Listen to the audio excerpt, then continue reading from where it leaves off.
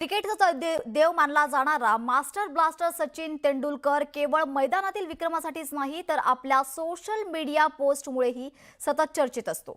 नुकताच सचिनने भारताच्या एका दुर्गम भागातील प्रवासादरम्यानचा खास व्हिडिओ शेअर केला आहे। यात एका व्यक्तीने स्वतःच्या कल्पकतेने तयार केलेला अनोखी कार पाहून सचिन भारावून गेला असून त्याने भारतीय प्रतिमेचे कौतुक केले। यांच्या घरी जाऊन आहे ना बोलवलं इकडे परत त्या मला दाखवा ही गाडी कशी बनवली।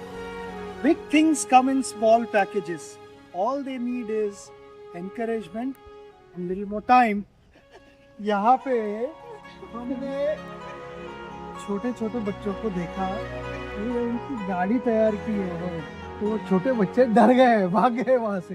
त्यांची गाडी बघून आम्ही आमची गाडी थांबवली कारण आम्हाला ही गाडी बघायची। यांच्या घरी जाऊन आहे ना बोलवलं इकडे परत त्या मला दाखवा ही गाडी कशी बनवली। Big things come in small packages.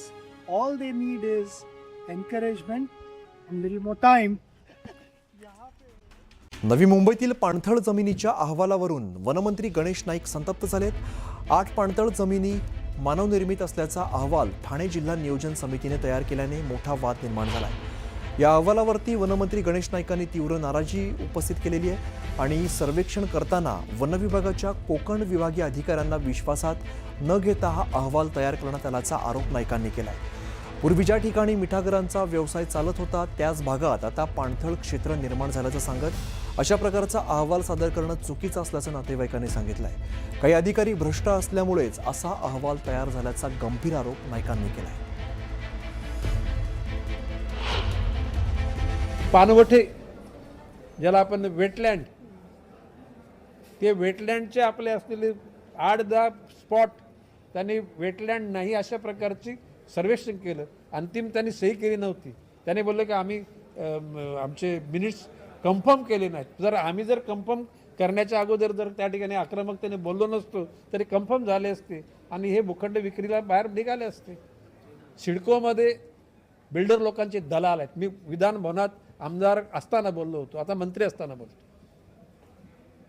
Literally काही गावाच्या लोकांनी जुनी घरं बांधलेली आहेत, रिपेअर करायचा त्यांनी सुरुवात केली की लगेच त्या ठिकाणी येतात, ते तोडतात, पत्रे लावतात आणि तो भूखंड विकतात। एका दिवसात भूखंड विकला कसं? न्यूज 18 मराठीमध्ये आपलं स्वागत। बुलेटिनच्या सुरुवातीला एक महत्त्वाची बातमी आहे। विकास लवांडे यांच्यावरील शाई हल्ला जो झाला होता या प्रकरणात आता संग्राम भंडारेंना लोणी काळभोर पोलिसांनी नोटीस बजावली आहे। तपासात सहकार्य करण्यासाठी पोलिसांनी ही नोटीस बजावली असून लोणी काळभोर पोलीस ठाण्यात हजर होऊन त्यांनी ही नोटीस देखील स्वीकारली आहे।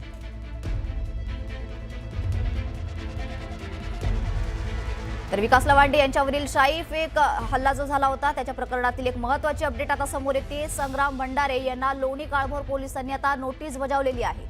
तपासात सहकार्य करण्यासाठी ही नोटीस बजावली असून आता लोणी काळभोर पोलीस जे आहेत त्यांनी ठाण्यात हजर होऊन लोणी काळभोर या पोलीस ठाण्यात हजर राहून जे आहे त्यांनी ही नोटीस स्वीकारलेली आहे।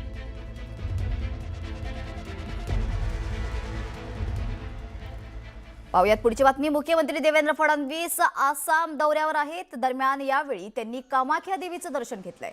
उद्या हिमंता बिस्वा सर्मांचा शपथविधी सोहळा असल्यामुळे या सोहळ्याला उपस्थित राहण्यासाठी मुख्यमंत्री आसामला गेलेत।